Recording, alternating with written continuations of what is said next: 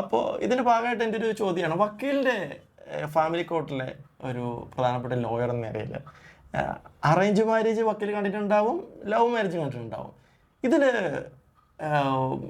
ഇതിൽ love marriage കൂടുതൽ divorce ആവുന്നു അല്ലെങ്കിൽ അറേഞ്ച് മാരേജ് കൂടുതൽ എക്സിസ്റ്റ് ചെയ്യുന്നു, ഇങ്ങനെ വല്ല ഡിഫറൻസ് ഉണ്ടോ?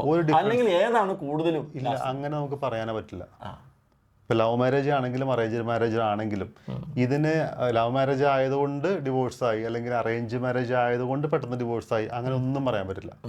അതായത് ആ മാരീഡ് ലൈഫ് തുടങ്ങി കഴിയുമ്പോഴേക്കും അതിലുണ്ടാവുന്ന പ്രശ്നങ്ങൾ, അതായത് ഒരു റെസ്പോൺസിബിലിറ്റിയിലേക്ക് വരികയാണ്. ഇപ്പോൾ നമ്മൾ ലവ് മാരേജ് ആകുമ്പോഴേക്കും ആദ്യം ആ പ്രേമിച്ച് നടക്കുമ്പോഴുള്ള ഒരു ഇതല്ല മാരേജിന് ശേഷം വരുന്നത്, റെസ്പോൺസിബിലിറ്റി കൂടുകയാണ്. അപ്പോൾ ആ റെസ്പോൺസിബിലിറ്റി ഏറ്റെടുക്കുമ്പോഴുണ്ടാവുന്ന പരാജയം, പ്രത്യേകിച്ച് ഒരു കുട്ടിയായി കഴിയുമ്പോഴേക്കും അത് കൂടുന്നു. അപ്പോൾ ആ പരാജയമൊക്കെയാണ് കൂടുതലായിട്ട് ഇതിലേക്ക് നയിക്കുന്നതാണ് എനിക്ക് മനസ്സിലായിട്ടുള്ളത്. അവിടെ തന്നെയാണ് ഞാൻ ആൻസറും പറയാൻ ആഗ്രഹിക്കുന്നത്.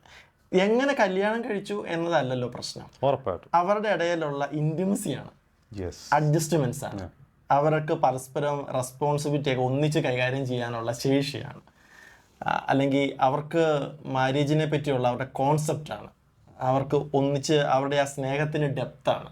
ഇതൊക്കെയല്ല ഒരു മാരേജിനെ നിലനിർത്തുന്നത്. പക്ഷേ നമ്മുടെ സൊസൈറ്റിയിൽ നമുക്ക് പൊതുവെ കാണാൻ പറ്റുന്ന സംഭവം എന്താ, ഒരു മാരേജിലേക്ക് ഇത് കൺസിഡർ ചെയ്യുമ്പോൾ പലപ്പോഴും അതൊരു അറേഞ്ച് മാരേജ് ആണെങ്കിൽ ഇങ്ങനൊരു കൺസിഡറേഷൻ ഉണ്ടാവാറില്ല. അവരുടെ തമ്മിലുള്ള ഇൻറ്റിമസിയുടെ ഡെപ്ത് എങ്ങനെ ഉണ്ടാവും, അവർക്ക് തമ്മിൽ എത്രമാത്രം ഒരു പൊരുത്തം വരാം. ചിലപ്പോൾ ഒരു പ്രത്യേക കാരണമില്ലാതെ വക്കീലിനകത്ത് അനുഭവം കാര്യത്തില്ല, പ്രത്യേക കാരണമില്ലാതെ തന്നെ വിവാഹ ജീവിതം മുന്നോട്ട് പോകാൻ പറ്റാത്തതുകൊണ്ട് ഡിവോഴ്സ് വേണമെന്ന് പറയുന്ന ആൾക്കാരും ഇല്ലേ? ഉറപ്പായിട്ടും ഒരു കാരണമില്ല.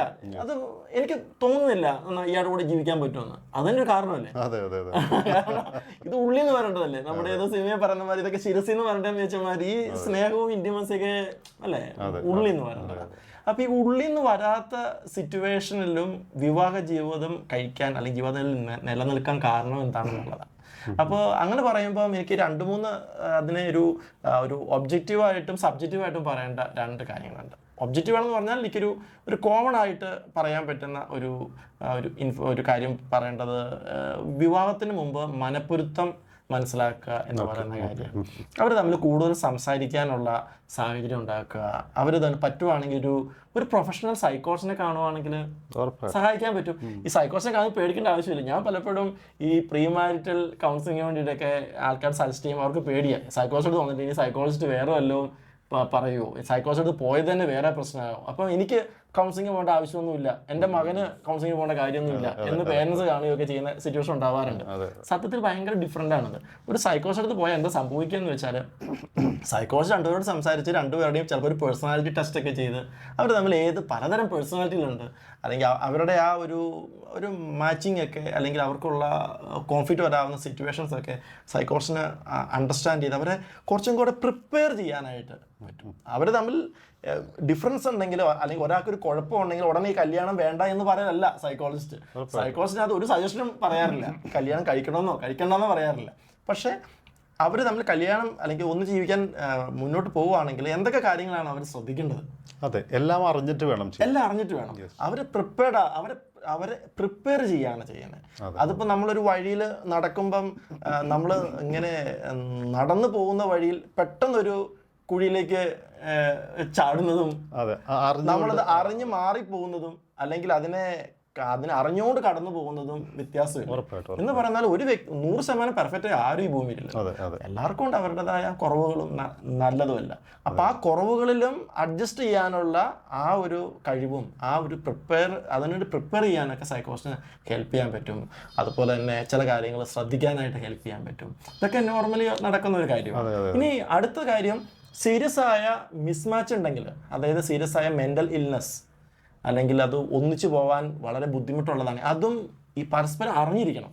ഇന്നത് പലപ്പോഴും എനിക്ക് തോന്നുന്നത് ഈ ട്രാപ്പിലൊക്കെ കല്യാണം കഴിക്കുന്നവർ ഒരുപാട് പേരെ കാണാറുണ്ട്. ഉറപ്പായിട്ടും അതായത് മാനസികാരോഗ്യം ഈ വിവാഹത്തിന് ശേഷം മാറുമെന്ന് വിചാരിച്ച് എക്സാക്ട്ലി കല്യാണം കഴിച്ചു കൊടുക്കുന്ന ആൾക്കാർ ഞങ്ങൾ കണ്ടിട്ടുണ്ട്. നമ്മുടെ സെന്ററിൽ ഞാൻ എത്രയോ പേരെ കണ്ടേക്കുന്നു. മെഡിസിൻ കഴിച്ചുകൊണ്ടിരിക്കുന്ന, കൃത്യമായ തെറപ്പി, സീരിയസ് ആയ ഇൽനെസ് എടുത്തുകൊണ്ടിരിക്കുന്നവര് അവരുടെ പേരൻസ് ആ വ്യക്തിനെ എങ്ങനെ കല്യാണം കഴിപ്പിച്ച് വിടാമെന്നും കല്യാണം കഴിച്ച് വിട്ടിട്ടാണെങ്കിൽ അത് ശരിയാവില്ല എന്നും ചോദിക്കുന്ന എത്രയോ പേരുണ്ട്. അപ്പൊ ഞങ്ങൾ അതിനകത്ത് പറയുന്നത്, എന്നോട് ചോദിച്ചാൽ ഞങ്ങൾ പറയുന്നത് കല്യാണം കഴിക്കുന്ന കുഴപ്പമൊന്നുമില്ല, പക്ഷെ കല്യാണം കഴിക്കുന്ന വ്യക്തി ഇത് അറിഞ്ഞിരിക്കണം. അപ്പൊ അവര് അങ്ങനെ പറഞ്ഞോണ്ട് ആരെങ്കിലും കെട്ടാൻ വരുമോ, പറ്റിക്കാന്നുള്ളതാണ് അവരുടെ. പിന്നെ അതൊന്നും പറയാതെ ഹൈഡ് ചെയ്ത് കല്യാണം കഴിപ്പിക്കുക, പിന്നെ എന്തെങ്കിലുമൊക്കെ അവർ അഡ്ജസ്റ്റ് ചെയ്യുന്നുള്ളതാണ്. ഇത് ചതിയാണെന്നുള്ള കാര്യം പാരന്റ്സിന്റെ ഉത്തരവാദിത്തോടെ കഴിയണേ. അവര് എങ്ങനെയെങ്കിലും കെട്ടിച്ചു വിടുക, അവര് സേഫ്. അതൊരു വക ടോക്സിക് ഒപ്റ്റിമിസം ആണ്. എന്ന് പറഞ്ഞാൽ ഒരു കാരണവശാലും ഒരാളോട് ചെയ്യാൻ പാടില്ലാത്തൊരു ചതിയാണ്. മറ്റേ ആള് ജീവിതം കൊടുത്തിട്ടാണ് നിൽക്കുന്നത്. അപ്പൊ ആ ആളും അൺഎക്സ്പെക്ടഡ് ആയിട്ട് സംഭവിക്കുമ്പോൾ ഒന്ന് ആലോചിച്ച് നോക്കിക്കേ. അപ്പോൾ ഇങ്ങനെ ഒരുപാട് കേസുകൾ നമ്മുടെ നാട്ടിൽ സംഭവിക്കുന്നുണ്ട്. കല്യാണത്തിന് മരുന്നായിട്ട്, കല്യാണത്തിന് സ്റ്റാറ്റസ് ആയിട്ട്, കല്യാണത്തിന് ഒരു ജീവിത അന്തസ്സായിട്ട്, അത് കല്യാണം കഴിച്ചു വിട്ടാൽ പിന്നെ ജോലി ഇല്ലെങ്കിലും കുഴപ്പമില്ല, അത് കഴിഞ്ഞു, അവളെന്താ ചെയ്യുന്നത്, അവളെ കല്യാണം കഴിപ്പിച്ചു വിട്ടു. ഓക്കെ, അങ്ങനെ കാണുന്നൊക്കെ. അപ്പൊ കല്യാണത്തിന് ഒരു കുടുംബത്തിന്റെ സ്റ്റാറ്റസ് ഒക്കെ ആയിട്ട് കാണുന്ന ഒരു ഇഷ്ടം പോലെ ഇതൊക്കെ ഭയങ്കര മണ്ടത്തരങ്ങളാണ്. കാരണം ഒരു തരത്തിലും നമുക്ക് ബുദ്ധിയുള്ളവർക്ക് യോജിക്കാൻ പറ്റാത്ത ചിന്തകളാണ്. പിന്നെ പാരന്റ്സ് തീരുമാനിക്കുന്ന ആളെ തന്നെ കെട്ടണം. എക്സാക്ട്ലി, അങ്ങനെയുള്ള കുട്ടിയാണ് നല്ല കുട്ടി. അവിടെ ഒരു പ്രശ്നമുണ്ട്. ഞാൻ പറയാം, എനിക്ക് തോന്നുന്നത് പേരൻസിനെ ധിക്കരിക്കാനും കൂടെ പഠിക്കണം പ്രായമാകുമ്പോൾ. ധിക്കരിക്കാൻ വെറുതെ ധിക്കരിക്കലല്ല, ഈ പഠിച്ച് ഡിഗ്രി ഒക്കെ ആയ ഒരാൾക്ക്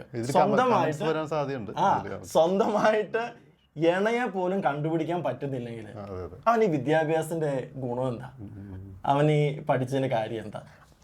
ആരാണ് ഇവന് വേണ്ട ഇണയെ അല്ലെങ്കിൽ ഇവക്ക് വേണ്ട ഇണയെ വീട്ടുകാരും നാട്ടുകാരും കൂടെ തപ്പി പിടിച്ച് കൊടുത്തിട്ട് നിങ്ങൾ ഇന്നത്തെ രാത്രി ഒന്നിച്ച് പോയി റൂമിൽ പോയി താമസിച്ചു എന്ന് വിടുക എന്ന് പറഞ്ഞാൽ അതിന്റെ യുക്തി എന്താണ്?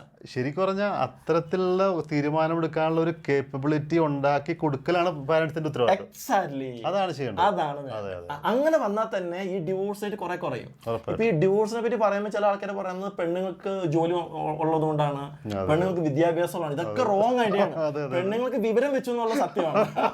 ഇന്ന് ഒരു പുരുഷന്റെയും കാലിന്റെ താഴെ പോയി നിൽക്കാനൊന്നും പോണില്ല, അല്ലെങ്കിൽ ഒരു പെണ്ണും ഒരു പുരുഷന്റെ അടിയും തുപ്പും ചവിട്ടും നിൽക്കാൻ പോണില്ല. പെൺകുട്ടികൾക്ക് ജോലി ലഭിച്ചത് കൊണ്ടാണ് ഡിവോഴ്സ് റേറ്റ് കൂടുന്നു പറയുമ്പോൾ അതിലെന്തോ ഒരു എന്താ പറയാ, നമുക്ക് ജസ്റ്റിഫൈ ചെയ്യേണ്ട ഒരു കാരണം ഉണ്ടെന്ന് നമ്മൾ വിചാരിക്കേണ്ടി വരും. അല്ലേ?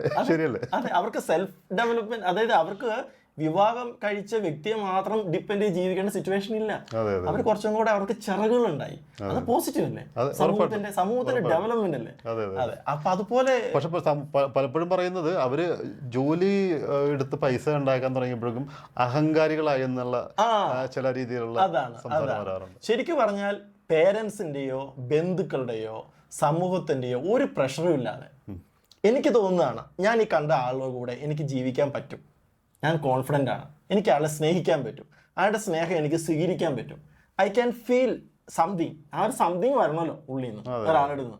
ഈ സംതിങ് ഇല്ലാത്തവരുടെ ജീവിതം എങ്ങനെ സ്പെൻഡ് ചെയ്യുക, ബെഡിൽ എങ്ങനെ സ്പെൻഡ് ചെയ്യുക, അവരുടെ എങ്ങനെയാ നമ്മുടെ നഗ്നത ഷെയർ ചെയ്യുക, അത് വളരെ ഇമ്പോർട്ടൻ്റ് ആയ കാര്യമല്ലേ? അപ്പോൾ ഈ സംതിങ് ഫീൽ ചെയ്യാൻ പറ്റുന്നുണ്ടോ എന്നുള്ളത് ആൾക്കാർ നോക്കേണ്ടത്. ഒരു പേരൻ്റൽ അല്ലെങ്കിൽ ഒരു പ്രഷറിലും വീഴരുത്. ഇങ്ങനെ വീഴാതെ ഈ ആര് കണ്ടുപിടിക്കുന്നുള്ളതല്ല പ്രശ്നം. പേരൻസ് ചിലപ്പോൾ സഹായിക്കുമായിരിക്കും കണ്ടുപിടിക്കാനായിട്ട്, ഓക്കെ, സുഹൃത്തുക്കൾ ചിലപ്പോൾ സഹായിക്കുമായിരിക്കും. നമുക്കിപ്പോ ഒരുപാട് ഫൈനൽ ഡിസിഷൻ നമ്മുടെ ആയിരിക്കണം. അതെ, അതിനുള്ള സ്വാതന്ത്ര്യം അവർക്ക് കൊടുക്കുകയും ചെയ്യണം. കൊടുക്കേണ്ട ആവശ്യം അവർക്ക് ഉണ്ട്, അതൊന്ന് അക്നോളജ് ചെയ്താൽ മതി. അപ്പോൾ അവിടെയാണ് ഒരു പ്രധാനപ്പെട്ട കാര്യം. അപ്പൊ അങ്ങനെ വരുമ്പോൾ എനിക്ക് തോന്നുന്നു കുറേയും കൂടി ഡിവോഴ്സ് റേറ്റ് കുറയും. കാരണം അവരിപ്പം അവർക്ക് അവരുടെ എക്സ്പീരിയൻസിലൂടെ അവർക്ക് പരസ്പരം സംസാരിച്ചും ചിലപ്പോൾ ഡേറ്റ് ചെയ്തും ചിലപ്പോൾ മാരേജിന് മുമ്പും സെക്ഷുവൽ എക്സ്പോഷറിലൂടെയും. അതിനെന്താ തെറ്റെന്ന് എനിക്ക് മനസ്സിലാവുന്നില്ല. കാരണം മാരേജിന് മുമ്പ് സെക്ഷുവൽ ഇൻറ്റിമസി അവരുടെ ഇടയിൽ ഉണ്ടായാൽ അതിന് ഈ നമ്മുടെ ഈ സെക്ഷുവാലിറ്റിനെ ഭയങ്കരമായിട്ട് ഹോളിയാക്കി വളരെ വലിയ ഒരു കാര്യമായി മാരേജിന് ശേഷം മാത്രം നടക്കേണ്ട ഒരു കാര്യമായിട്ട് കാണേണ്ട കാര്യമൊന്നുമില്ല. അപ്പോൾ അവിടെ പ്രശ്നമാണ്. കാരണം ഞാൻ കണ്ടേക്കുന്ന എൻ്റെ ഒരു അനുഭവത്തിൽ സത്യം പറയാമല്ലോ, വിവാഹത്തിന് ശേഷം സെക്ഷുവൽ ഡിസോർഡേഴ്സ് ഐഡന്റിഫൈ ചെയ്യുന്ന കേസുകൾ ഒരുപാട്. വക്കീലിന് അനുഭവം ഉണ്ടാവുമല്ലോ ഡിവോഴ്സിന് കാരണമായിട്ട്. ഉറപ്പായിട്ടും അതൊരു പ്രധാനപ്പെട്ട കാരണമായിട്ട് ഡിവോഴ്സിന് വരാറുണ്ട്. പക്ഷെ അത് മെയിൻ ആയിട്ട് അവര് ഹൈലൈറ്റ് ചെയ്യില്ലെന്ന് മാത്രമേ ഉള്ളൂ. പക്ഷെ മെയിൻ അതായിരിക്കും. പക്ഷെ അതിന് സപ്പോർട്ടീവ് ആയിട്ടുള്ള മറ്റു കാരണങ്ങൾ അവര് എടുത്ത് കാണിച്ചിട്ടായിരിക്കും ഡിവോഴ്സിലേക്ക് വരുന്നത്. കാരണം എന്താ വെച്ചാൽ നമ്മൾ ഇന്ന് ജീവിക്കുന്നത് വളരെ മോഡേൺ ആയ ഒരു ലോകത്താണ്. ഓരോ വ്യക്തിക്കും അവരുടെ സെക്ഷൽ പ്രിഫറൻസ് പോലും ഉണ്ട്. ഓക്കെ, എൻ്റെ സെക്ഷൽ പ്രിഫറൻസിന് ചേരാത്തൊരു കാര്യം എൻ്റെ പാർട്ണർ എൻ്റെ മേലെ അടിച്ച് ലഭിക്കാൻ നോക്കിക്കഴിഞ്ഞാൽ എനിക്ക് ബുദ്ധിമുട്ടായിരിക്കും. എനിക്ക് എൻ്റെ പാർട്ണറിൽ നിന്ന് സ്നേഹത്തോടെ സെക്ഷുവാലിറ്റി എക്സ്പീരിയൻസ് ചെയ്യാൻ പറ്റുന്നില്ലെങ്കിൽ എനിക്കത് ഇറിറ്റേറ്റിംഗ് ആയിരിക്കും. ഡോക്ടറിന് ചിലപ്പോൾ എക്സ്പീരിയൻസ് ഉണ്ടാവും. ഈ ഹോമോസെക്ഷുവാലിറ്റി ഉള്ള ആൾക്കാരെ സാധാരണ രീതിയിലുള്ള വിവാഹം കഴിപ്പിച്ചു കൊടുത്തിട്ട് ഒരുപാട് വലിയ പ്രശ്നം ഒരുപാട് നമ്മുടെ ഇതാരും പുറത്തു പറയുന്നില്ലെന്നേ ഉള്ളൂ. കാരണം ഞങ്ങൾക്ക് ഇത് കിട്ടുന്ന നമ്മുടെ സൈക്കോളജിസ്റ്റ് അല്ലെങ്കിൽ സൈക്കാട്രിസ്റ്റ് കാണുന്ന കേസുകൾ ഞങ്ങൾക്ക് ഇത് ആരോടും പറയാൻ പറ്റില്ലല്ലോ, കോൺഫിഡൻഷ്യൽ അല്ലേ. പക്ഷെ നമ്മുടെ ഉള്ളിൽ നമ്മൾ കാണുന്ന ഒരുപാട് കേസുകളുണ്ട്. അവരെ പ്രഷർ ചെയ്യിച്ച്, പ്രത്യേകിച്ച് ഹോമോസെക്ഷുവാലിറ്റി കാര്യത്തിൽ. കാരണം ഇത് പറഞ്ഞിട്ടുണ്ടെങ്കിൽ അതിനെ ആർക്കും അംഗീകരിക്കാൻ പറ്റത്തില്ല, ട്രാൻസ്ജെൻഡറിസവും. അപ്പം വീട്ടുകാർ ഇത് എങ്ങനെയെങ്കിലും കല്യാണം കഴിപ്പിച്ച് ഒരു പെണ്ണിന്റെ കൂടെ അല്ലെങ്കിൽ ആണിന്റെ കൂടെ കിടന്നു കഴിഞ്ഞാൽ ഇതങ്ങ് ശരിയാവുമെന്നാണ് അവരുടെ ധാരണ. ഇത് മരുന്നായിട്ടാണ് കാണുന്നത്. അപ്പോൾ അവസാനം എന്താ സംഭവിക്കുക? ഡെഫിനറ്റ്ലി അവർക്കിത് പറ്റാണ്ടാവും. എന്തോരം പണമാണ് പോകുന്നത്. കല്യാണം എന്ന ഒരു കാര്യത്തിന് വേണ്ടിയിട്ട് വലിയൊരു എസ്റ്റാബ്ലിഷ്മെൻ്റ് ആക്കി ആഡംബരത്തോടെ നടത്തി എന്തോരം പണം പോകുന്നു. പിന്നെ അവസാനം ഒരുപാട് പേര് കൂടി നടക്കുന്ന, ആയിരങ്ങൾ പങ്കെടുക്കുന്ന ഒരു വലിയ ചടങ്ങിൽ നിന്ന് അതിനുശേഷം ഒരു വർഷം കഴിയുമ്പോൾ അതേ ആൾക്കാർ തന്നെ വേർപിരിയെന്ന് പറയുമ്പോൾ അത് മനപ്രയാസം, എന്തൊക്കെ ധനനഷ്ടം, മാനഹാനി, ഒരുപാട് കാര്യങ്ങളാണ് സംഭവിക്കുന്നത്. അപ്പൊ ശരിക്കും പറഞ്ഞാൽ വിവാഹത്തോടുള്ള അപ്രോച്ച് തന്നെ നമ്മുടെ മാറ്റണം. അത് അവർ തമ്മിലുള്ള ഇൻറ്റിമസി ഉണ്ടോ, അത് വെറും ഇമോഷണൽ ഇൻറ്റിമസി ആവുകയും ചെയ്യരുത്. അത് വളരെ ഇമ്പോർട്ടൻ്റ് ആണ്. ബുദ്ധിപൂർവ്വം ഫൈൻഡ് ചെയ്യാൻ പറ്റണം. ഈ ഒരാളുടെ കൂടെ നമ്മളിപ്പോൾ ഒന്ന് ആലോചിച്ച് നോക്കിക്കേ. നമ്മളിപ്പോൾ ഞാനിത് ആൾക്കാരോട് ചോദിക്കാറുണ്ട്. നമ്മളൊരു പ്രൊഡക്റ്റ് വാങ്ങുകയാണ്, ആയിക്കോട്ടെ, ഒരു മൊബൈലാണെന്ന് കരുതി. മൊബൈല് ഒരാൾ നമ്മൾ വാങ്ങാൻ പോവുകയാണ്. നമ്മളിത് ജീവിതകാലം മുഴുവനും ഒരു മൊബൈൽ ഉപയോഗിക്കാൻ പറ്റില്ല. ഒരു 5 കൊല്ലത്തേക്ക് 5 കൊല്ലത്തേക്ക് ഈ ഒരു മൊബൈലാണ് വാങ്ങേണ്ടത്, ഈ ഒരു മൊബൈലാണ് ഞാൻ ഉപയോഗിക്കേണ്ടത് എന്ന് വന്നു കഴിയുമ്പം നമ്മുടെ ആ പർച്ചേസിൽ എന്തൊക്കെ ചേഞ്ചസ് ഉണ്ടാവും. ഓക്കെ, ഇനി എനിക്ക് ഇഷ്ടംപോലെ കാശുണ്ട്, അടുത്തത് വരുമ്പോൾ വീണ്ടും മാറ്റും, പല ഫോണുകളുണ്ട്, ഇത് വിറ്റിട്ട് വേറെ മേടിക്കും. അങ്ങനത്തെ ഒരാളാണെങ്കിൽ അത്ര കെയർഫുൾ ആവേണ്ട ആവശ്യമില്ല. പക്ഷേ ഒരു 5 വർഷത്തേക്ക് തുടർച്ചയായി കൊണ്ടു നടക്കുന്ന ഏത് പ്രൊഡക്റ്റും ഞാൻ വളരെ കെയർഫുൾ ആവും, അല്ലേ? വണ്ടി മേടിക്കുമ്പോൾ അങ്ങനെയല്ലേ? പല വണ്ടികൾ ട്രൈ ചെയ്യുന്ന ഒരാളാണെങ്കിൽ അത് ഒരു പ്രശ്നമില്ല. പക്ഷെ ഞാൻ ഒരു വണ്ടി കുറേ നാൾ ഉപയോഗിക്കേണ്ടതാണെങ്കിൽ ഒബ്വിയസ്ലി ഞാൻ അതിൻ്റെ ഫീച്ചേഴ്സൊക്കെ കെയർഫുൾ ആയിരിക്കും. എന്ന് പറയുന്ന പോലെ വിവാഹത്തിൽ ആ ഒരു ഇന്റലിജൻസ് അത്ര പോലും ചെയ്യുന്നില്ല. ഈ 5 വർഷം ഉപയോഗിക്കേണ്ട ഒരു പ്രൊഡക്റ്റിന് നമ്മൾ കൊടുക്കുന്ന ആ ഒരു പ്രാധാന്യം പോലും ജീവിത അവസാനം വരെ കൊണ്ടു നടക്കുന്ന സംവിധാനത്തിനും മക്കൾ അവസാനം വരെ നമ്മുടെ കൂടെ ഉണ്ടാവില്ല. നമ്മളെ ജന്മം നൽകിയ മാതാപിതാക്കൾ ഉണ്ടാവില്ല. നമ്മുടെ കൂടെ അവസാനം വരെ നിൽക്കേണ്ട ആൾക്കാരാണ് നമ്മുടെ പാർട്ണർ എന്ന് പറയുന്നത്. അതെ. അപ്പൊ ആ പാർട്ണറെ തിരഞ്ഞെടുക്കുന്നതിൽ നമ്മുടെ ഒരു ബുദ്ധി ഉണ്ടല്ലോ, അവർക്കും ഉണ്ടാവണമല്ലോ നമ്മളെ കൂടെ ജീവിക്കാൻ പറ്റുന്നുള്ള കോൺഫിഡൻസ്. ഈ 2 പേരുടെ കോൺഫിഡൻസും ഇൻറ്റിമസിയും സ്നേഹവും ഒക്കെ പരസ്പരം മനസ്സിലാക്കാൻ വേണ്ടി സമയം വേണ്ടേ, അല്ലേ? സമയം അതിനകത്തൊരു പ്രധാനപ്പെട്ട കാര്യം. കുറച്ച് നാളുകൾ സമയം സ്പെൻഡ് ചെയ്ത് അതിനുവേണ്ടി ഡേറ്റ് ചെയ്യണം, കണ്ടുമുട്ടണം, പറ്റുമെങ്കിൽ സെക്ഷുവൽ എക്സ്പോഷർ ഉണ്ടാവണം, അല്ലെങ്കിൽ അവർ ആ ഒരു പരസ്പരമായിട്ട് സിങ്ക് ആവുന്നുണ്ടോ എന്ന് നോക്കണം. അറ്റ്ലീസ്റ്റ് അവർക്ക് പരസ്പരം മനസ്സിലാക്കാൻ വേണ്ടി നോക്കണം. കുടുംബത്തെ പറ്റിയുള്ള കോൺസെപ്റ്റുകൾ ഷെയർ ചെയ്യണം. ഇണയെന്ന് പ്രതീക്ഷിക്കുന്നത് പരസ്പരം ഷെയർ ചെയ്യണം. എൻ്റെ പ്രതീക്ഷ, എൻ്റെ ബുദ്ധിമുട്ടുകൾ പറയണം, അതുപോലെ തിരിച്ചു പറയണം. അപ്പം ഇങ്ങനെ ആ ഒരു ഓപ്പൺനെസ് ഒക്കെ വന്നതിന് ശേഷം ഫൈനലി ചെയ്യേണ്ട കാര്യമാണ് വിവാഹം എന്ന് പറയുന്ന തീരുമാനം. ഇത് ആദ്യം തന്നെ വിവാഹത്തിലേക്ക് തീരുമാനം എടുക്കും, പിന്നെയാണ് ബാക്കിയെല്ലാം അറിയുന്നത്, അല്ലേ? ഇത് എനിക്ക് തോന്നുന്നു വക്കീലറിയാലോ, കല്യാണം കഴിക്കാൻ ഭയങ്കര എളുപ്പമാണ്, ഊരി കിട്ടാൻ ഭയങ്കര ഉറപ്പായിട്ടും. കാര്യം കുറച്ച് ഈ ഫിനാൻഷ്യൽ ഒബ്ലിഗേഷൻ അങ്ങനെ കുറെ കാര്യങ്ങളുണ്ടാവും. ഇതെല്ലാം തീർത്തിട്ട് വേണം ഡിവോഴ്സിലേക്ക് വരാൻ. പിന്നെ കുട്ടികളുണ്ടെങ്കിൽ അതിന്റെ കസ്റ്റഡിയുടെ ടേംസ് ആൻഡ് കണ്ടീഷൻസ്, അതൊക്കെ ഭയങ്കര പ്രശ്നമാണ്. ഈവൻ എനിക്ക് തോന്നുന്നേ ഒരു പെട്ടെന്ന് ഒരാൾ ഇന്ന് കല്യാണം കഴിച്ചു നാളെ ഡിവോഴ്സിന് അപ്ലൈ ചെയ്യാൻ പറ്റുമോ? ചെയ്യാം, പക്ഷെ അത്ര എളുപ്പമാണോ? എളുപ്പമല്ല. അതായത് ഇപ്പോൾ മ്യൂച്വൽ ഡിവോഴ്സ് ആണെങ്കിൽ, അതായത് 2 പേരും കൂടി എഗ്രി ചെയ്ത് നമ്മളൊരു ഡിവോഴ്സ് ഫയൽ ചെയ്യുകയാണെങ്കിൽ 1 വർഷം സെപ്പറേഷൻ, അതായത് 2 കല്യാണം കഴിഞ്ഞിട്ട് 1 വർഷം ഇവർ വേർപിരിഞ്ഞ് താമസിച്ചു കഴിഞ്ഞിട്ടുണ്ടെങ്കിൽ നമുക്ക് ഡിവോഴ്സ് ഫയൽ ചെയ്യാം. കണ്ടസ്റ്റഡ് ഡിവോഴ്സ് എന്ന് പറഞ്ഞു കഴിഞ്ഞിട്ടുണ്ടെങ്കിൽ ഒരു വ്യക്തിയിൽ നിന്ന് മാത്രം, ഒരു സ്പൗസിൽ നിന്ന് മാത്രം ഒരു പെറ്റീഷൻ കൊടുക്കുമ്പോൾ കണ്ടസ്റ്റഡ് ഡിവോഴ്സ് എന്ന് പറയും. അത് വിവാഹം കഴിഞ്ഞ് പിറ്റേ ദിവസം കൊടുക്കാം, കുഴപ്പമില്ല. കാരണം ഉണ്ടാവണം. ഒന്ന് ഒരാൾ പറയാം എനിക്ക് ഇയാളുടെ കൂടെ ജീവിക്കാൻ താല്പര്യമില്ല എന്ന് പറഞ്ഞാൽ പറ്റുമോ? താല്പര്യം ഞാൻ വീട്ടുകാരുടെ പ്രഷറിലാണ് കല്യാണം കഴിച്ചത്, അത് ഞാനൊരു സത്യം പറയാൻ പോവാണ്, അല്ല അത് അതൊരു വീട്ടുകാരുടെ പ്രഷറിലാണ് കല്യാണം കഴിച്ചത്. വീട്ടുകാരുടെ പ്രഷർ എന്ന് വെച്ചിട്ടുണ്ടെങ്കിൽ ഇവരുടെ കൺസെന്റ് ഇല്ലാന്ന് എൻ്റെ അർത്ഥം. ഓ വിത്തൗട്ട് അവർ free consent marriage is void. Okay അത് പറയാൻ പറ്റും. ഉറപ്പായിട്ടും. ഓക്കെ.